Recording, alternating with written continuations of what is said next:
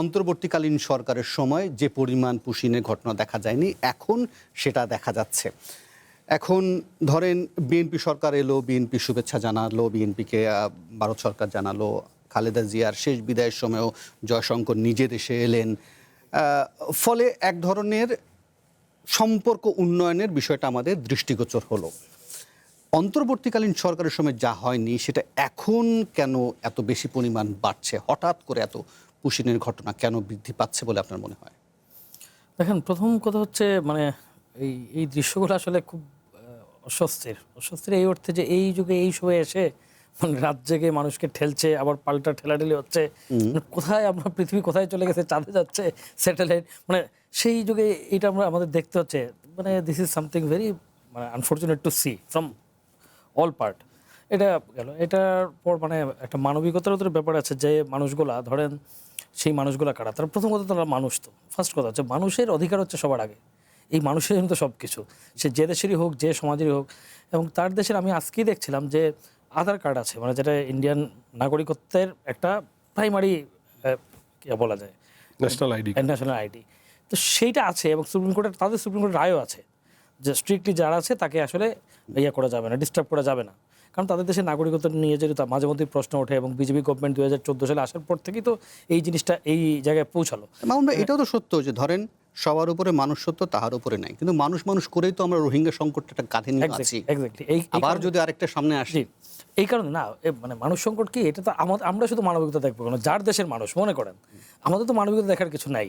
কিন্তু তারপরে আমি কালকে দেখছিলাম যে আমাদের দেশের মানুষ কিন্তু একই সঙ্গে তারা প্রতিহত করছে, আবার তাদের হচ্ছে কোনো কোনো ক্ষেত্রে তারা কিন্তু বলছে যে এরা তো মানুষ, এদের তো ব্যবস্থা হওয়া উচিত। পয়েন্ট হচ্ছে সেটা রোহিঙ্গার বিষয়টা যেটা বলেন সেটা খুবই ঠিক, যে আমরা আসলে মানবিকতা দেখিয়েছি এবং দেখানোর যে ফল পেলাম আমরা, মানে আমাদের তো মনে হয়েছিল এটার কারণে যে গ্লোবাল সাপোর্টটা আমরা পাবো, যা যে কিছু পাওয়ার কথা, অটোমেটিক্যালি পাওয়ার কথা পাবো, সেটা তো পাইনি। রাদার এটা আমাদের জন্য একটা বিরাট সংকট তৈরি করেছে। ওই এলাকার ডেমোগ্রাফি বলতে গেছেন অ্যান্ড মেনি আদার থিংস, আমরা ওইদিকে না যাই।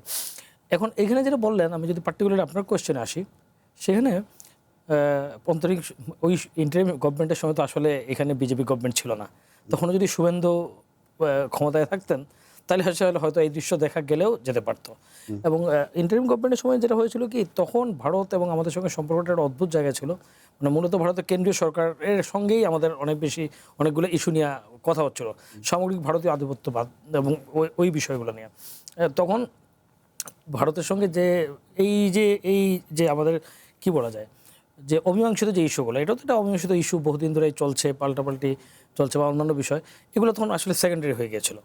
আরেকটা বিষয় হচ্ছে, আপনি বিএনপি গভর্নমেন্টের সময় কিন্তু এই জিনিসটা পুশিন এইবারই প্রথম না, বিএনপি গভর্নমেন্ট আগেও যখন ছিল তখনও ছিল। এখন আমরা আসলে থেকে ডিপ্লোমেসিতে নানাভাবে হয়, ভারত কিন্তু আমরা নিশ্চিতভাবে আমরা বুঝতে পারি সব রকম থেকে যে নির্বাচনের সময় আসলে ভারত তার মানে কিছুটা, যদিও তারা বিএনপি বিরোধী ছিল, কিন্তু নানান সিমটমে আমাদের কাছে মনে হয় তারা সেই জায়গা থেকে আসলে সরে এসে তারা চেয়েছে বাংলাদেশে একটা গণতান্ত্রিক সরকার হোক।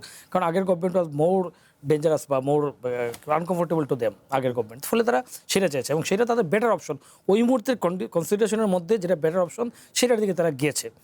মানে এই অর্থে যারা নির্বাচনটা হওয়ার পক্ষে তারা ডিপ্লোম্যাটিক, মানে তারা তো সরাসরি কিছু করতে পারে না বা করার কথা না বা করতে আমরা হয়তো দেইও না বা দেওয়া উচিত না বা ইত্যাদি ইত্যাদি। অপ্রকাশ্যভাবে যে সমস্ত জায়গা থাকে সেই ব্যারিয়ারগুলো প্রকাশ আমরা কম দেখেছি, আমাদের নির্বাচন শান্তিপূর্ণ হয়েছে ইত্যাদি ইত্যাদি। এখন কিন্তু একই সঙ্গে এটা তো আমাদের বুঝতে হবে যে এই যে সরকার বা এই বিএনপি, তাদের সঙ্গে হিস্টোরিক্যালি ট্রেডিশনালি ভারতের সম্পর্ক খুব ভালো নয়, মানে সবচেয়ে ভালো সম্পর্ক নয়। আমরা যদি এইভাবে বলি সবচেয়ে ভালো ডিপ্লোম্যাটিক হতে বললাম, সবচেয়ে ভালো সম্পর্ক নয়। আগেও কিন্তু ওই গভর্নমেন্টের সময় বিএনপির সময় পুশিং কিন্তু বিএনপি আগেও ফেস করেছে, 2001 থেকে 2006 সময় ফেস করেছে। মাঝের সময়টাই বরং এটা কম ছিল, কম থাকার অনেকগুলো কারণ ছিল, যেহেতু আমাদের ওই গভর্নমেন্টের সঙ্গে ভারতের আন্ডারস্ট্যান্ডিং অনেক বেটার ছিল, বা অনেকগুলো জায়গায় আমাদের গভর্নমেন্ট আসলে সঠিকভাবে অবস্থানও নেয় নাই, মানে তারা আসলে কিছু কিছু অ্যালাউ করেছে। দুইটা ঘটনাই ঘটেছে। এখন শুভেন্দু এসছে, বাংলাদেশের বিএনপি গভর্নমেন্ট, এবং এমনও হতে পারে আপনি যেটা বললেন ডিপ্লোম্যাটিক্যালি কী হয়, ডিপ্লোম্যাটিক রিলেশন তো কিন্তু উনি আরও ভালো জানবেন, সিঙ্গেল লাইন না, আসলে সিঙ্গেল লাইন না এই অর্থে যে আপনি একদিকে যেমন আপনি ভালো রাখবেন, আবার অন্যদিকে আপনার যে দরকার থাকে সেটা বোঝানোর জন্য কিছু ডিস্টারবেন্সও আপনি ক্রিয়েট করে রাখেন।